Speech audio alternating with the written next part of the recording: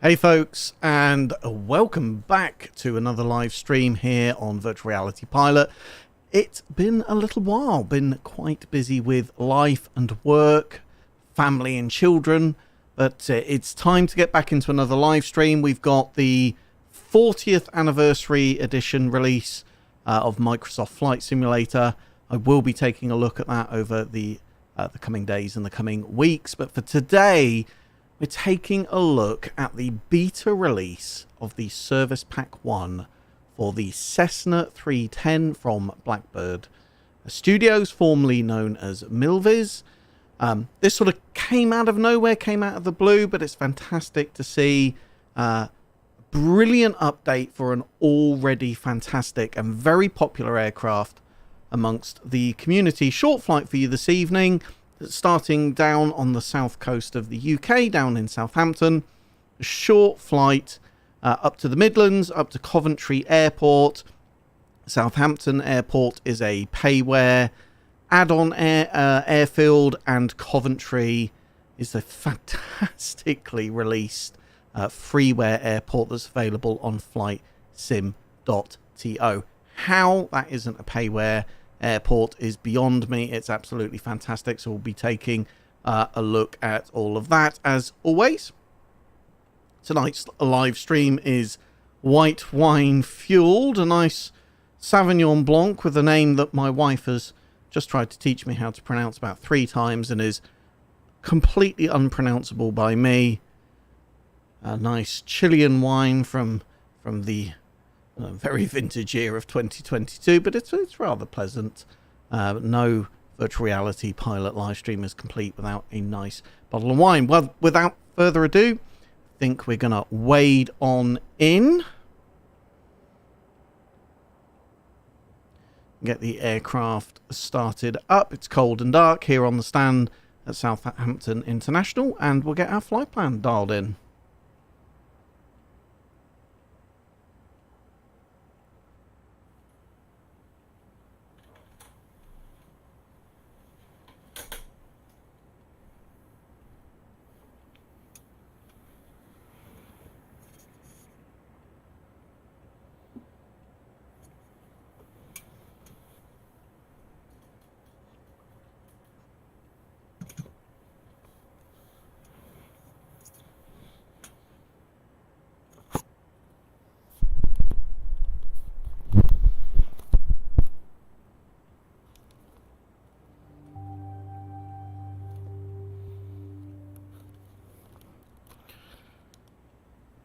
Okay, just check the audio is still working. It is fantastic.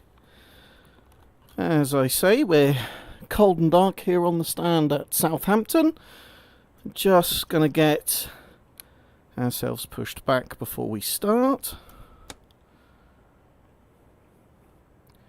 Would be nice to see just a couple more configuration options for Microsoft Flight Simulator in terms of where you can start on the airport.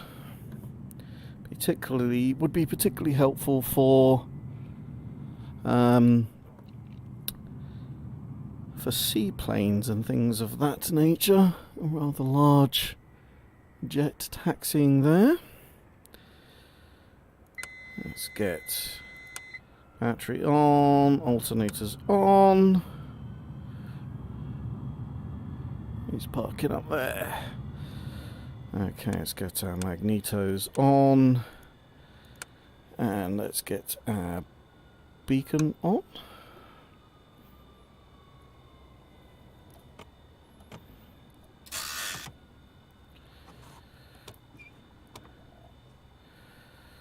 Okay, let's prime the left engine. 3 seconds or so. Good start on the left engine. Prime the right engine. Just good start on the right engine. Okay. Let's get that leaned off. Okay, right, let's get our avionics on.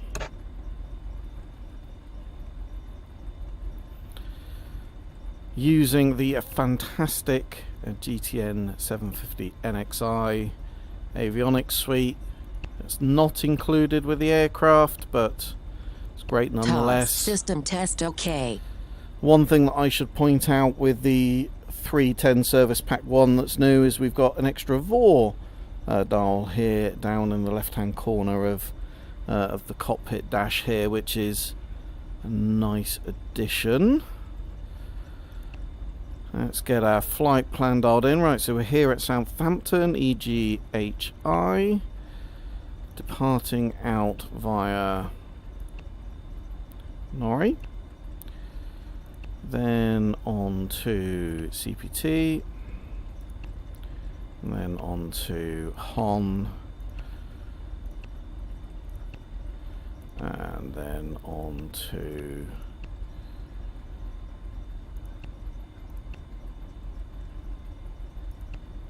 Coventry.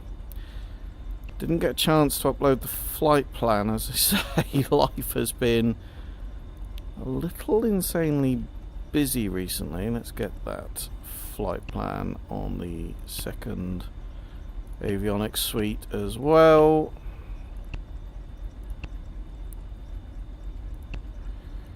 Just in case we want to flick between the two.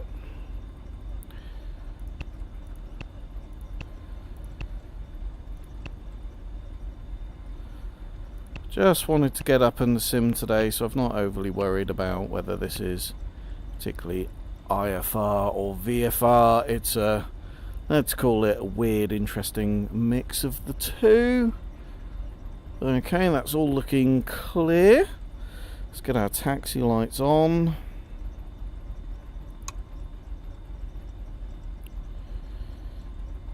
Okay, good. Right, let's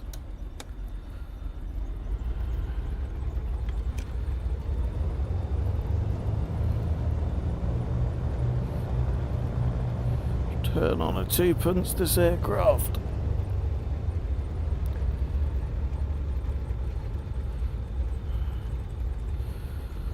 Get ourselves onto the taxiway here.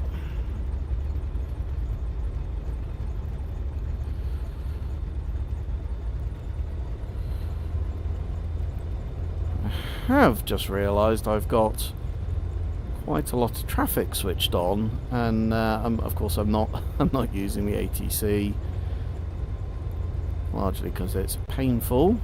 Hopefully we won't get into a collision with a large aircraft as we taxi out onto the runway here.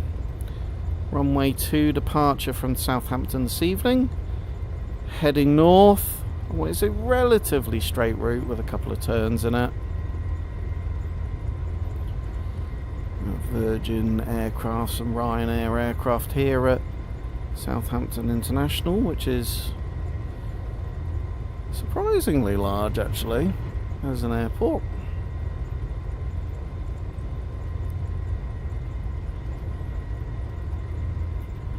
Some slightly more exotic looking aircraft here. I've no idea where that is from.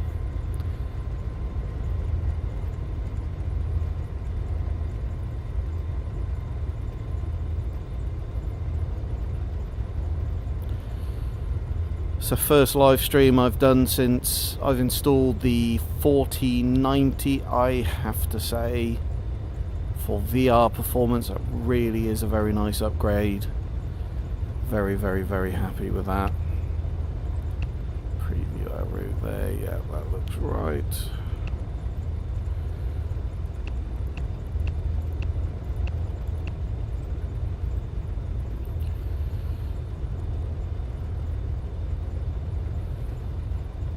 So, nice short live stream just to get us back into the swing of things this evening, folks. And normal content should be resumed. You should be seeing a bit more from me.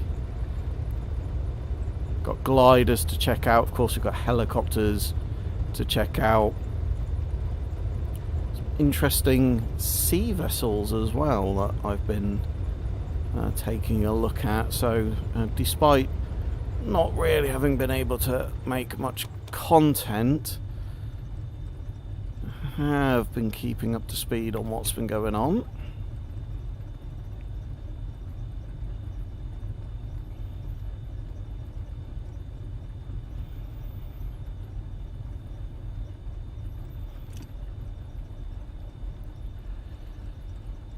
Okay, quick run up. Let's go full rich. We'll get our engines to 1700 RPM.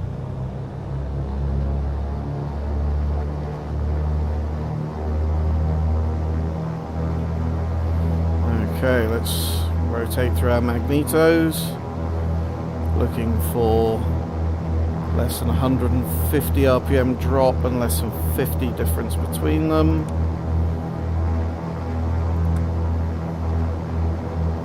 The left engine's looking good.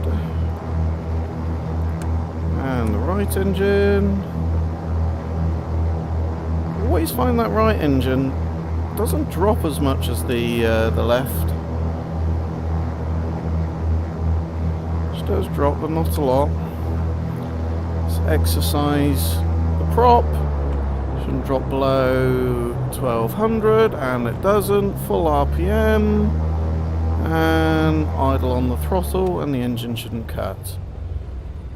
Okay, grand, that's looking good. We are going to go up to 5,000 feet initially.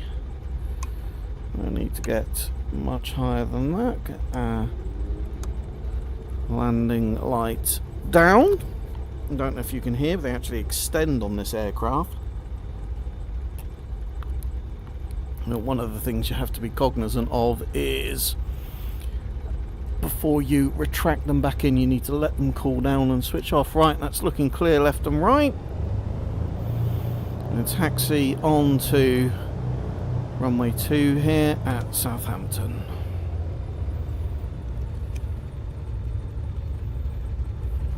One of the things I'm a little bit disappointed that they've not sorted out is the yoke here in this aircraft still turns faster than my honeycomb alpha yoke. Really, it doesn't do it when you're in flat screen display. It only does it when you're in VR, but it's disappointing nonetheless. Right, compasses line up. We are at sea level, there or thereabouts.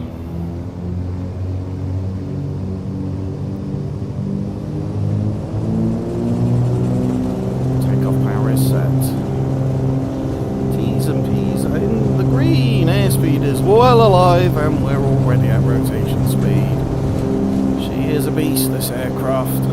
Absolute beauty. Out of runway, vertical speed, gear is coming up.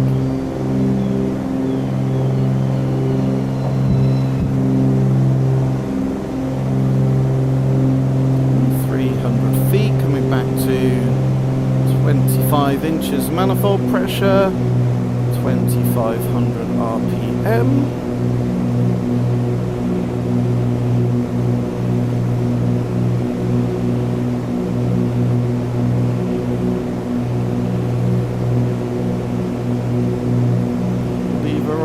Manual for now.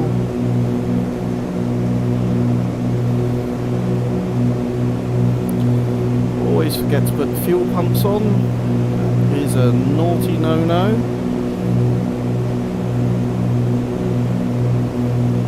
Fuel pumps are standby pumps. It's the same in most GA aircraft. The pump works through the mechanism of the engine, but the pumps are there in standby. We're at 1,000 feet. Switch the landing lights off, but we won't retract them. We'll give them a minute to cool down.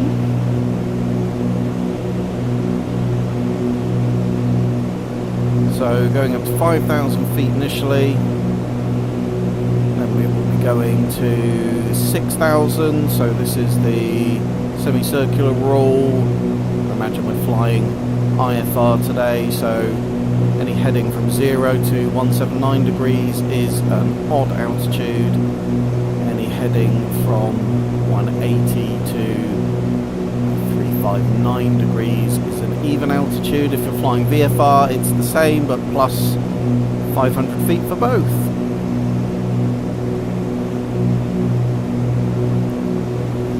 It's climbing out nicely. 2,000 feet.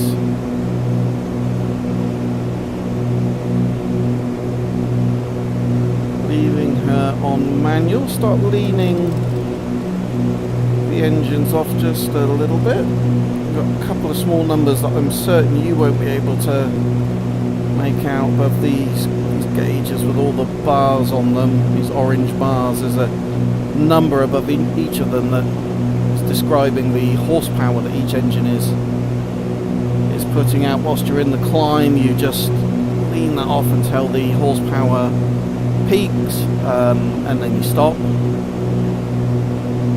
We use the engine gas temperature EGT gauge over here on the right when we're at cruise altitude to get our mixture leaned for cruise. She is an absolute joy to fly, this aircraft.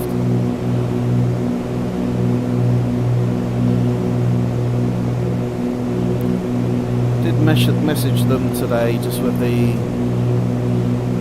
couple of small VR gripes I've got with her. To say their support's pretty responsive actually, which has been nice to see.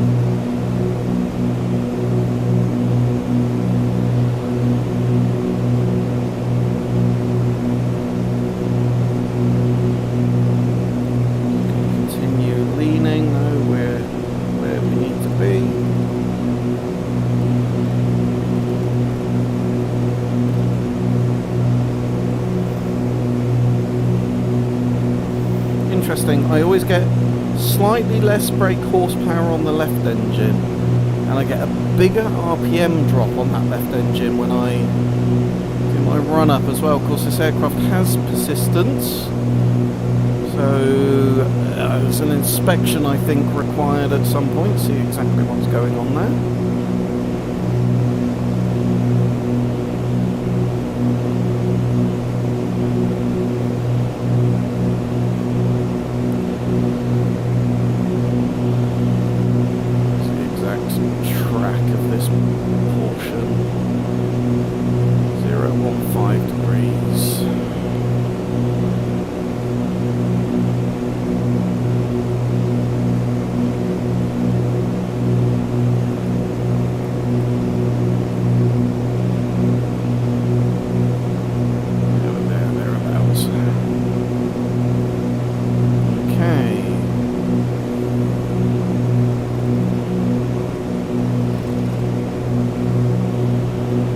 Manual just for now.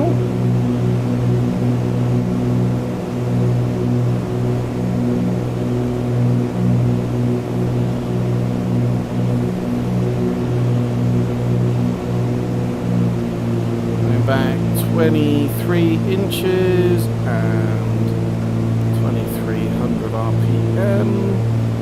Should give us a ground track of 175, maybe 180.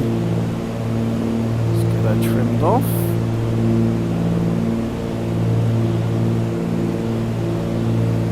Poor man's autopilot, as they call it.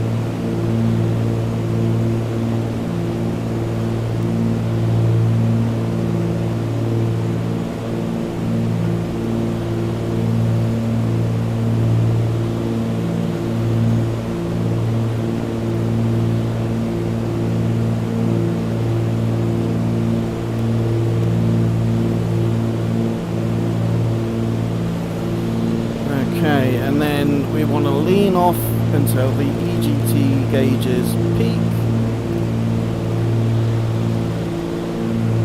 and 5 degrees lower than that, so 5 degrees leaner peak. Again, EGT performance is slightly different on those two engines. You hear me say this because that's not the performance I was getting from them previously. Right, let's get those landing lights retracted in. Believe it or not, they do create some resistance.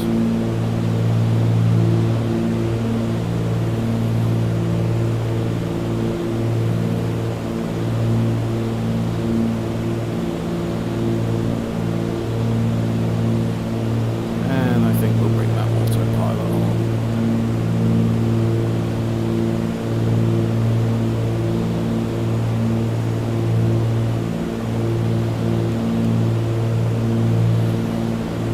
ourselves into nav mode. Oh, someone's left their rubbish here in the cabin.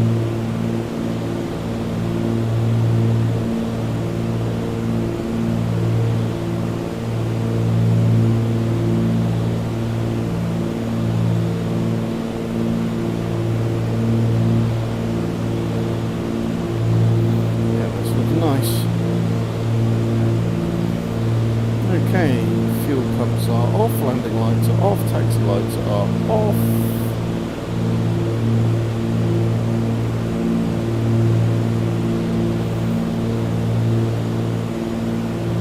Nice.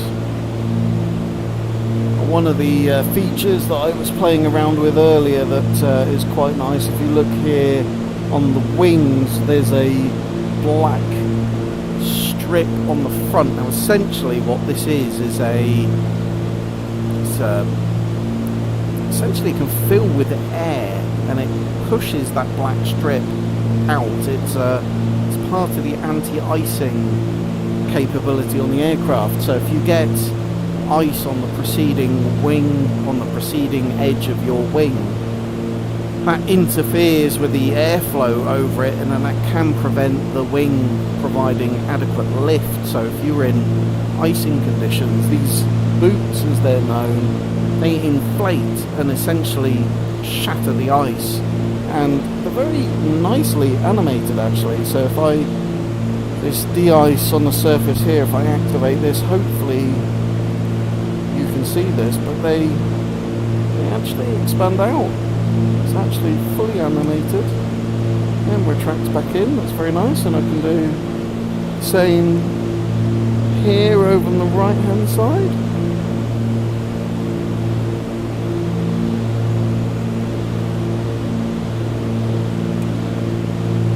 That's very nice. I've not overly played around with that before. It'd be interesting to see if there's other aircraft that have that, but that is nice. As I say, we've got this extra VOR dial here in the left-hand side as well. A couple of other features. They fixed some strange windmilling effect that was going on with the props. When you were down on the ground, causing wind conditions that were causing the props to feather and unfeather in a fairly unrealistic way, so they've sorted all of that out. But I mean, this was a pretty nice aircraft. She was pretty well refined when they released her. So to get a service pack, a full service pack out so quickly is fantastic, absolutely fantastic. So we'll stay here at 5,000 feet. We're coming up on the waypoint Norrie, which is the way in which you depart Southampton. We've got the Navigraph subscription service, which actually has got a nice departure plate for Southampton, which you can't find on the standard plates that you get for the airport, but that is the standard departure out to the north and the northwest. So we'll be following low altitude airways this evening.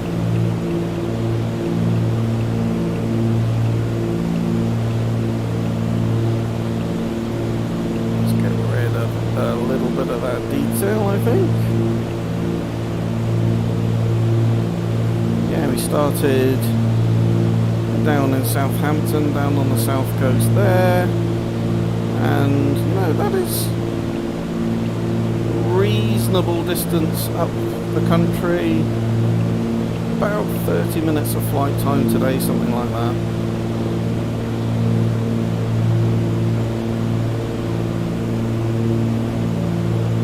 One of my slight aggravations with this extra VOR that we've got is that when you're in GPS mode, you can't actually use the other one, which is a shame in my opinion. I suspect this is a limitation of the GTN 750 NXI rather than it is anything that Milviz have done.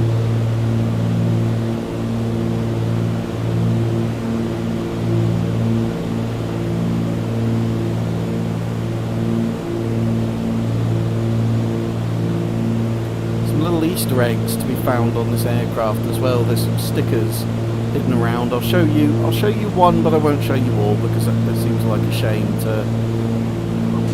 But if you there's certain click spots, look, that you can have stickers that appear and disappear. I won't show you the rest. I think that would be more fun for you to discover on your own, but just to let you know that those are there.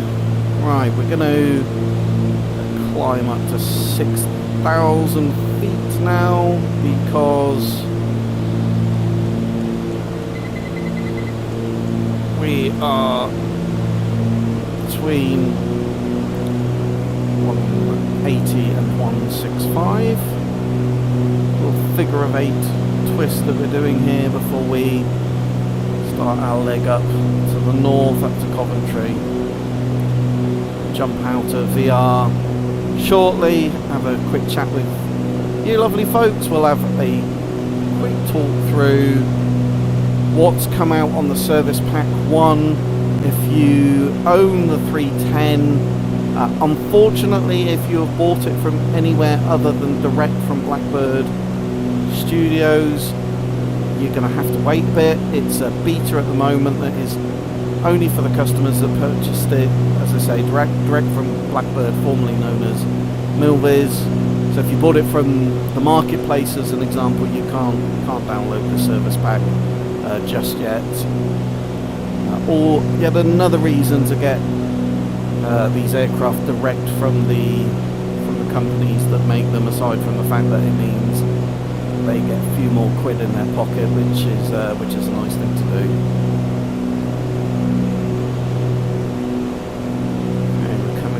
Altitude, so we'll go 23 inches, 2300 RPM.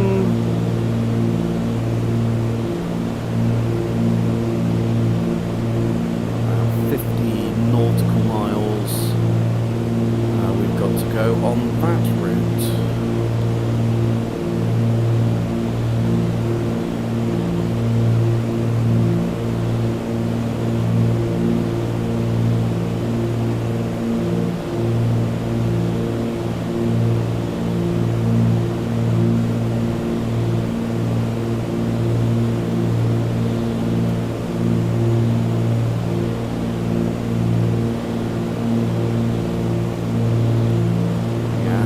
On our runway heading.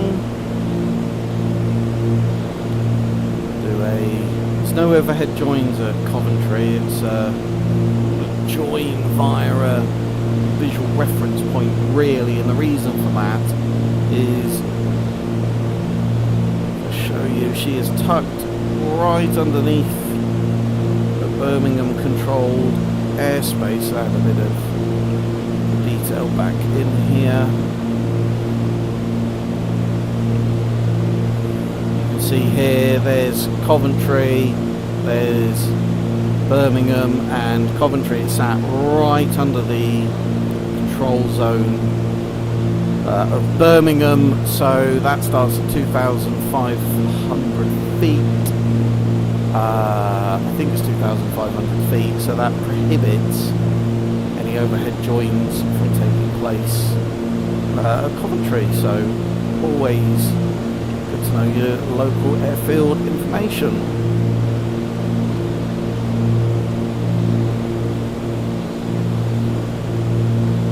We've got a ground track of about 182 knots, so we're making pretty good speed. Let's just get our OBS lined up with our heading. We're on a track of 343.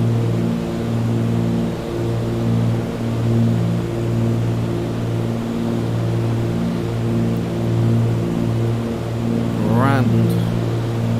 Plenty of fuel in the fuel tanks. Normally you'd run on the mains for about 90 minutes and then switch over. Our flight today isn't going to be long enough to do that, so we'll just stay on the mains for the duration of the flight.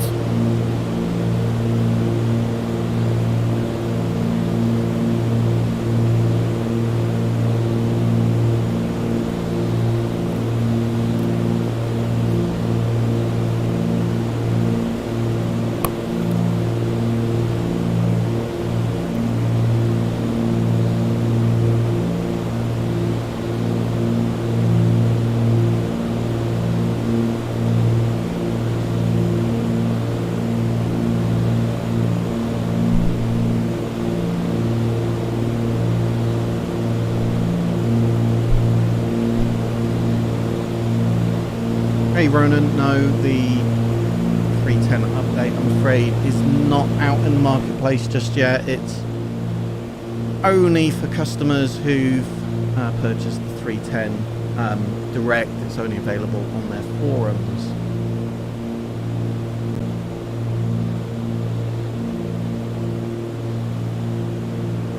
We've got Big Scary Ma in the chat this evening. Shout out to her, moderating the chat as always and doing a grand job of it. See, we're getting spammed. That stopped for a while, but it seems to have started up again.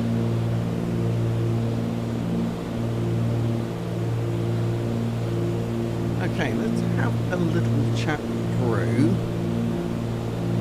what it is you get for Service Pack 1. Glasses on so I can read it. So, the biggie, as we've talked about, is the new VOR feature that you've got. I'll just show you that down in the bottom left hand corner there. So the new VOR gauge that we've got just down there, in addition to the main one there in the centre. Some animation fixes that came with the Service Pack 1. So some failures. Fixed with all failures checked, left RPM stays at idle.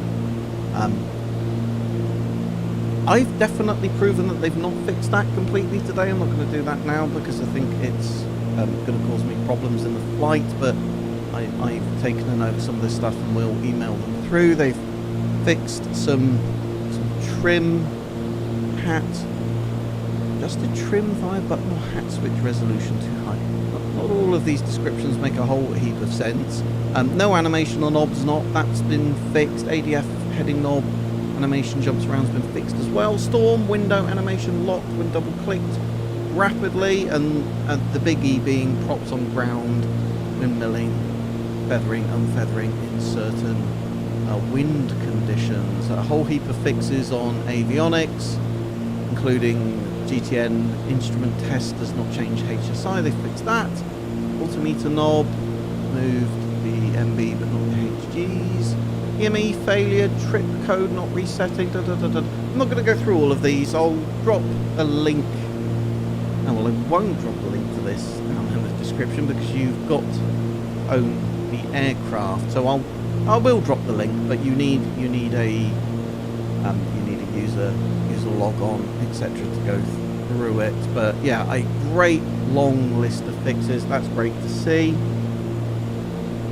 Yeah, it is a pity, Ronan, that it's not in the game market. Will be coming soon enough. They've made that clear on their forum.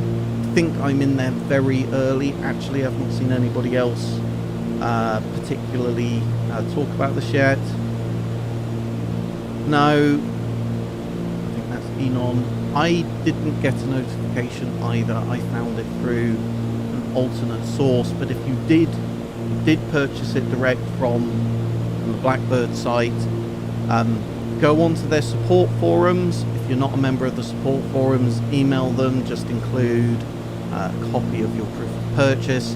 They'll give you a username and a password. Hop on there, and actually within the forums itself, you can download it. The reason that you've not received official comms about it is because it's still a beta release. So I found out through a friend of mine.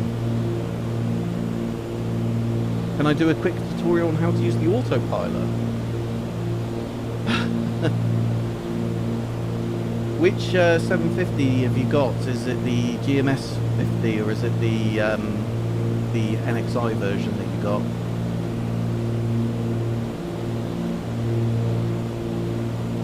And yeah, happy to do that, by the way.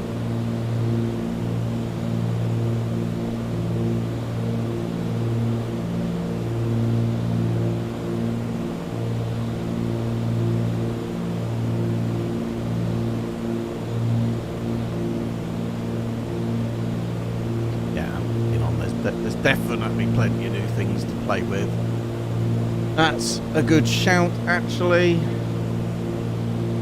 Not looked at the gliders yet, but let's have a quick talk through what's come out with the 40th anniversary edition. I cannot believe that it's 40 years old. I'm only 41 years old, at the risk of oversharing. How Microsoft Flight Simulator is only a year younger than me is absolutely bananas. But in terms of what the 40th anniversary edition brought us, it brought us our first study level aircraft from Azobo / Microsoft, so the Airbus A310, 2 helicopters which I've not had pleasure of going at yet. I've got a collective that I've been looking at from Virtual Controls that's getting very, very, very, very tempting. I'm going to have to happen soon. 2 gliders and 15 glider airports. Again, not had a go at that, but definitely will have to have a go at that soon. For anybody who's ever seen The Aviator, which is a fantastic film about an entrepreneur called Howard Hughes, the Spruce Goose, or the Hercules H4, which only ever flew once, was made out of wood, massive great bloody aircraft. It was massive great wingspan, something else. But yeah, they've also included like just about every landing challenge, tutorial, etc. that have ever been included in any previous versions of Microsoft Flight Simulator, which is great to see. Yeah, 7 classic aircraft. Douglas DC-3, the G-21 Goose, H-4 Hercules, DH-2 Beaver, Ryan Spirit of St. Lou, Wright Flyer, the helicopters as I've mentioned, 4 iconic airports, Hong Kong, K-TAC, an airport in Chicago that I'm not sure that I'm going to pronounce correctly, but Meads Field, Princess Juliana International in St. Martin, First Flight Airport, Kitty Hawk, and then 24 activities from different flight simulators, and 7 new tutorial missions with gliders, which I've not had a go at. So yeah, lots and lots going on. I mean, we're a couple of years into this thing, and it's just not letting up, is it? A great myriad of new features, live traffic updates, FSR 2 graphics option for AMD. That's a pretty big deal in its own right. Support for DLSS 3 for those that have got 4000 series graphics cards. That adds in whole extra frames. I did do a video on that. It does double the frame rate. They're fake frames, but they're frames nonetheless. That, you know, each of these individually in their own right is a pretty big deal. And this has been aggravating me most of today. Connection lost keeps going on, but as you can see, we're streaming fine, so it's not my internet connection, it's a problem elsewhere. 3D thermals visualization, loads of bug fixes, loads of navigation and traffic updates, weather updates, and on and on and on. Oh, honestly, the list just goes on. Load of G1000 NXI updates, Cessna 172 updates. They've improved the Dark Star, improved cockpit lighting and wear and tear.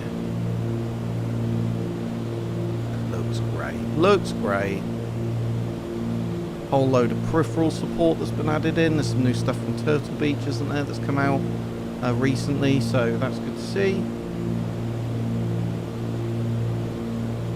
Did you? Okay, interesting, Ronan, yeah. I wonder if it's got something to do with the update, that constant disconnect. You know, the thing that annoys me the most about it is that particularly when you're in VR, when you get that update, all of your control input stops working. That's fine when you're just cruising like this. It's when you're on final approach coming into an airport and it obtrusively tells you it's lost connection and then disconnects any peripheral control that you can put in. Some VR fixes as well. A fixed VR default panel operation position. Toolbar panels open to VR are no longer open when you switch back to normal view. That's great to see. Flight panel window positions are now saved after closing and reopening for the toolbar. Fixed rendering issues caused by canted displays. Fixed raycast not aligned with cursor, and a bunch of SDK. I mean, honestly, I don't know how they managed to get through all this. I mean, I'm not sure that I've actually got time on this short flight to actually go through. I'm just scrolling through it here. Absolutely colossal update.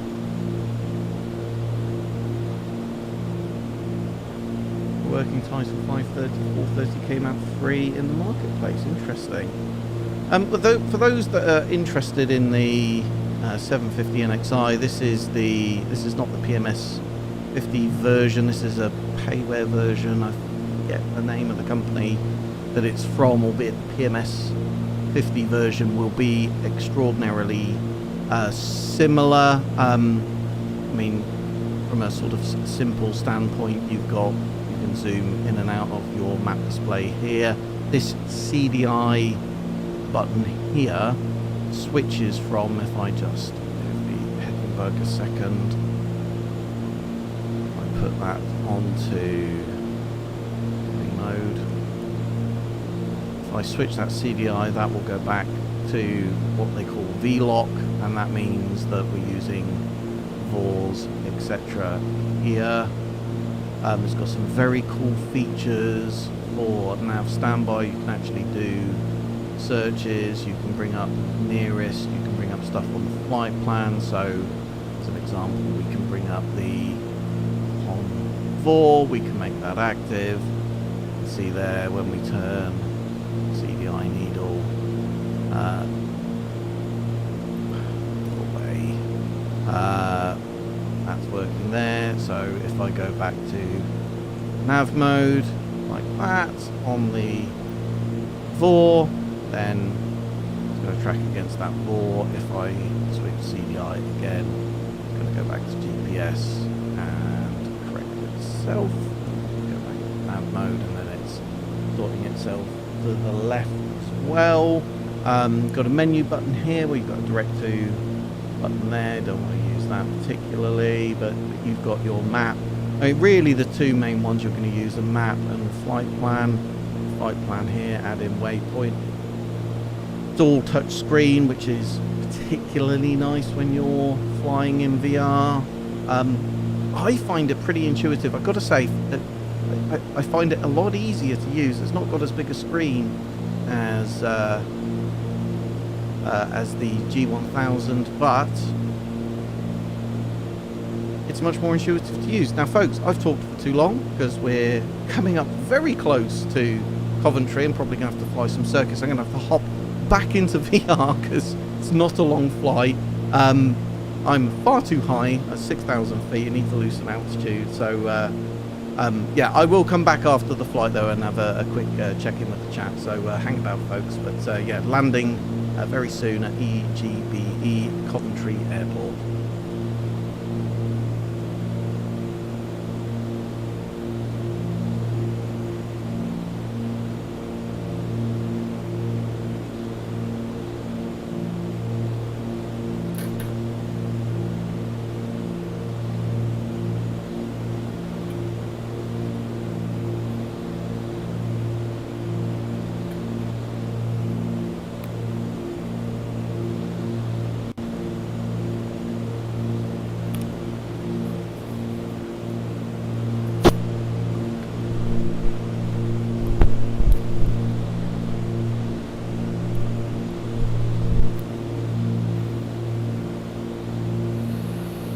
Okay, let's get the autopilot off and let's start losing some altitude, pretty sharpish.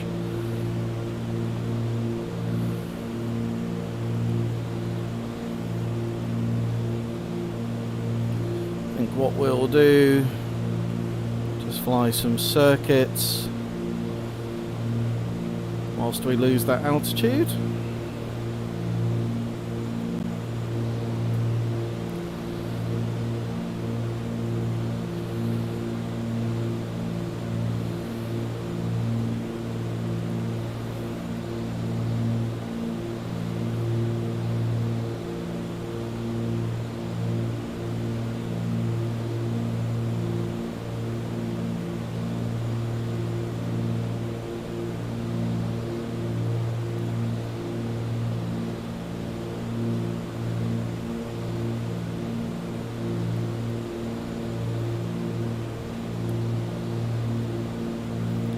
Get our heading bug set back again for the runway heading.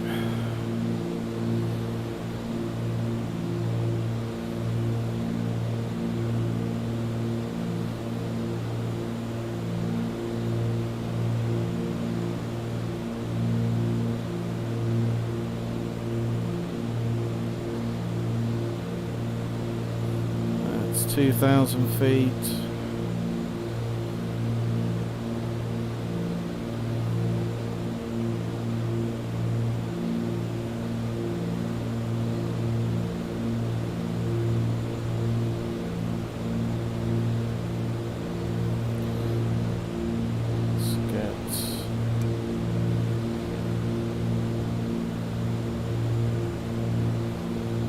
Those landing lights ready.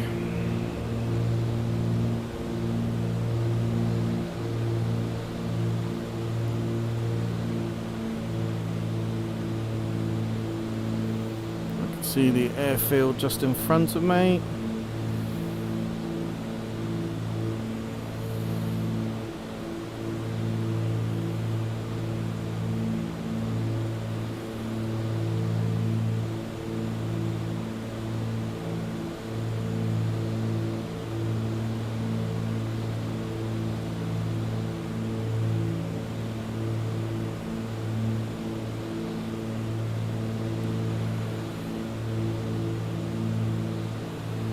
That's 2,000 feet.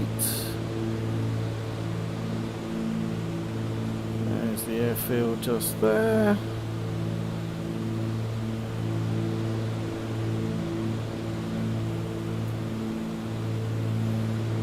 She's got some quite strict noise abatement procedures at Coventry. Always airfields, all these built-up towns, etc. you want to avoid.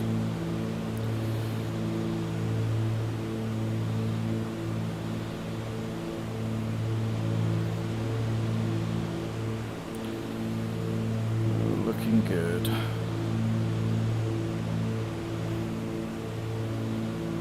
Slowing our descent.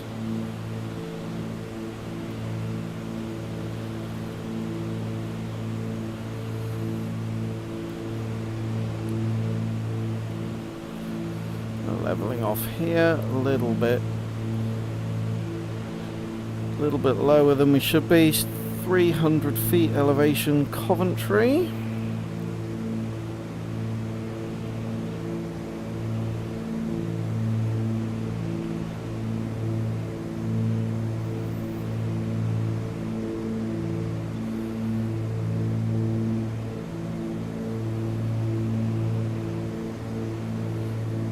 That's looking good.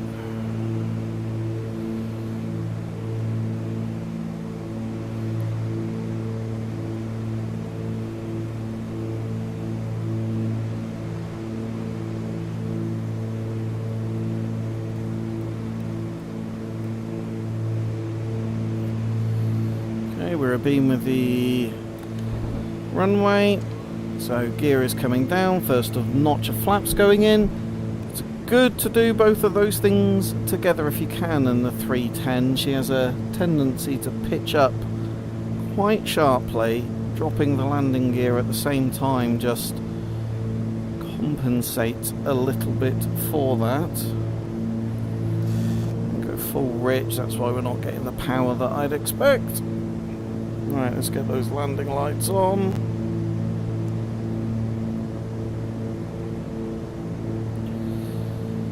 That's better.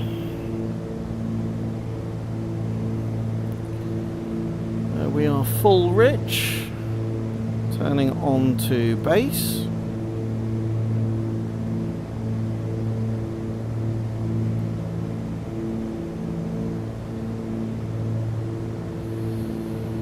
Remember, every good landing starts with a good traffic pattern. Going high RPM on the propeller.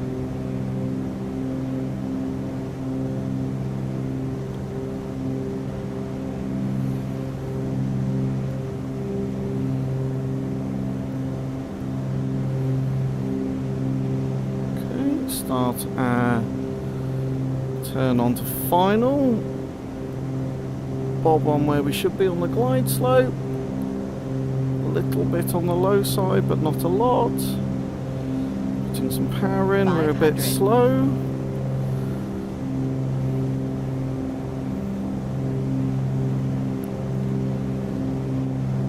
There we go, back on the glide slope. And rolling out nicely onto final.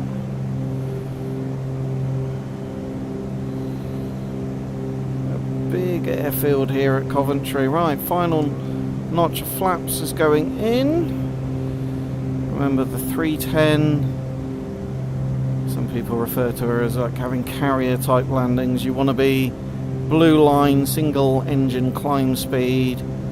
Pretty well all the way down. We're getting close to the threshold, so start bringing the power out, start rounding out.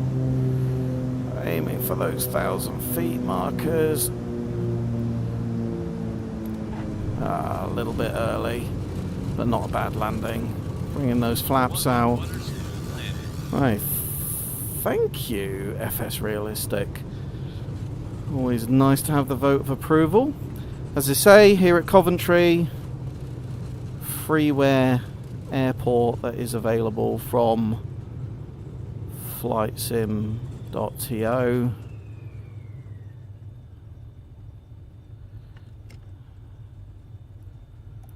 Vacating the runway.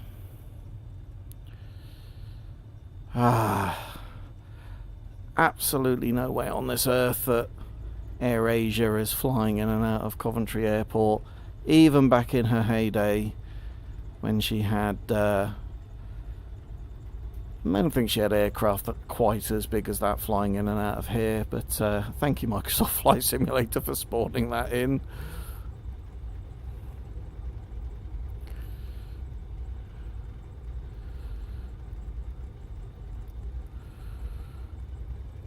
Let's get those landing lights off and taxi lights on. Oh, I forgot to put the fuel pumps on again, folks. Naughty, naughty. Look at the detail in this. Coventry is like...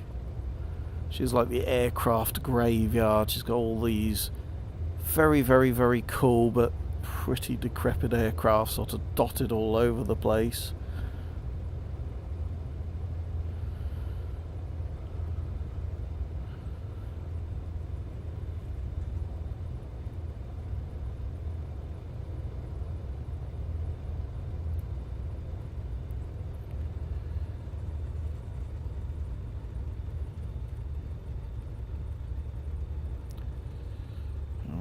Vehicles getting in our way. I know he's turned off.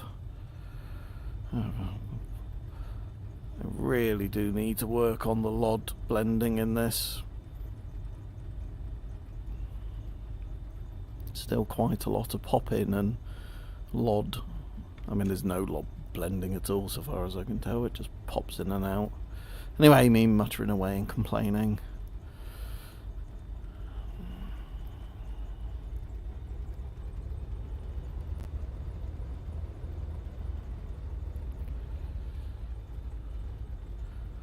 Home sweet home.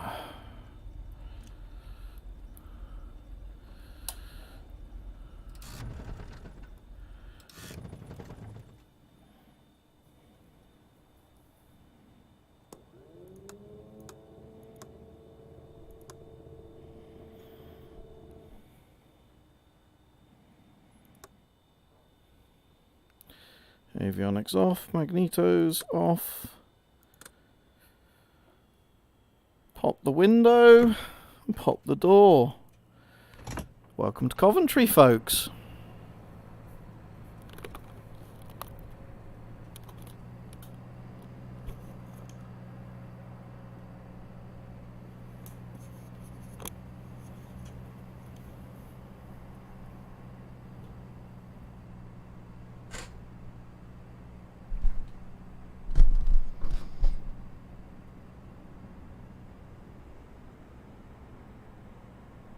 thanks, Ronan. I do my best. A short stream, folks. As I say, been crazy busy with life. Work in particular has been very busy. I do have 3 kids as well, so life gets in the way sometimes, but good to be back in Microsoft Flight Simulator. We're taking a look at gliders and helicopters in the week, so make sure you stay tuned for that. As always, I hope you're very well wherever in the world you are. I have atrocious VR. I hope you're very well wherever in the world you are. Stay safe in the skies, and I will see you in my next one.